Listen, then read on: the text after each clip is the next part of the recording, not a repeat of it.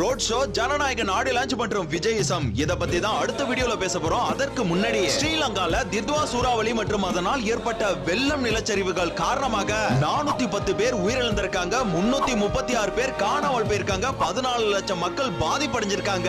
ஒரு நாடே அவ்வளவு நிலையில இருக்குங்க. இத பத்தி பெருசா நம்ம தமிழ்ல எந்த நியூஸ் சேனல்ஸுமே பேசல. இன துரோகம், இனவரின்னு இன்னும் மனசுல வச்சிருக்காங்க போல. வாழ்றதுக்காக தான் மனுஷன் உருவாக்குற ஜாதி மதம் என்ன மொழியெல்லாம் செத்ததுக்கு அப்புறம் எல்லாம். இலங்கை அரசாங்கம் பண்ற தப்புக்கு அங்க இருக்க பாமர மக்கள் என்னங்க பண்ணுவாங்க?